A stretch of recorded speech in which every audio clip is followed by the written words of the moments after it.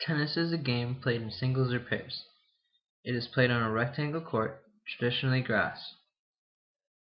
A net divides the court at the center line, and players are to use rackets to hit a rubber, felt-lined ball over the net to one another. The ball can only bounce once and must pass the net before doing so. A tennis game consists of points, games, and sets. A game consists of 4 points counted in increments of 5, starting with the word love as 0. If each player has won 3 points, the score is described as deuce, rather than 40-all. To win, the player must be ahead by 2 points. A set consists of 6 to 12 games, depending on the tournament being played. The game we know today as tennis started as a game French monks would play in their pastime within the monastery walls. The game was called jeu de paume, meaning the game of the palm. Originally, the game was played with a wooden ball and the palm of your hand. The name tennis originated from the French word tenez, meaning to take. The monks would yell this when hitting a serve, just like, for example, a golfer would yell 4 when striking a ball.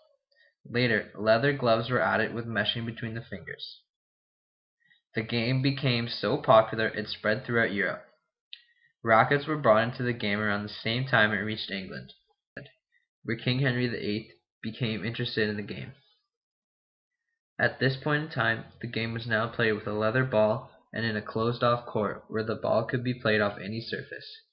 Rubber balls were non-existent until a man named Charles Goodyear developed a process for vulcanizing rubber, applying it to a variety of uses, including the creation of more elastic balls. This change allowed the sport to move to a variety of surfaces such as grass. It was this invention that led to the beginning of putting a whole new concept to the sport.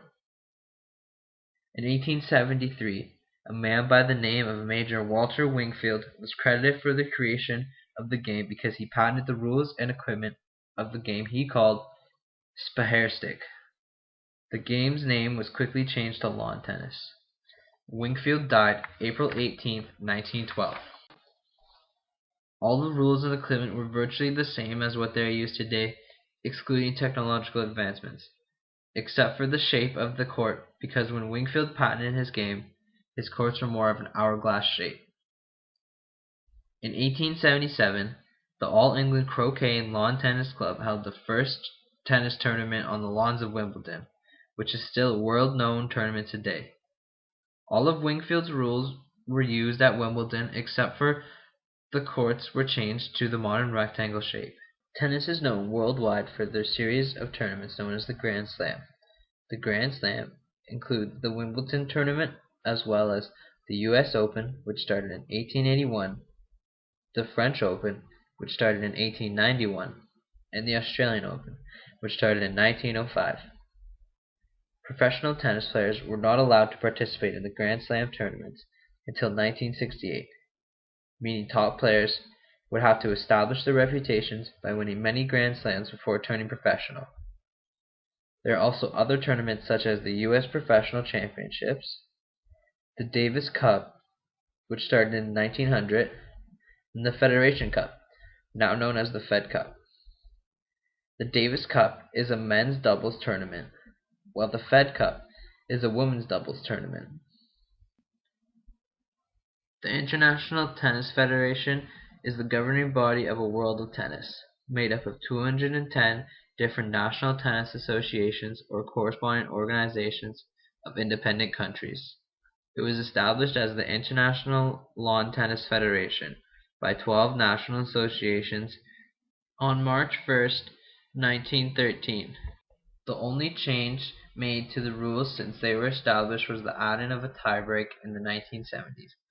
This made a tournament go by a lot quicker in the event of a tie between the players.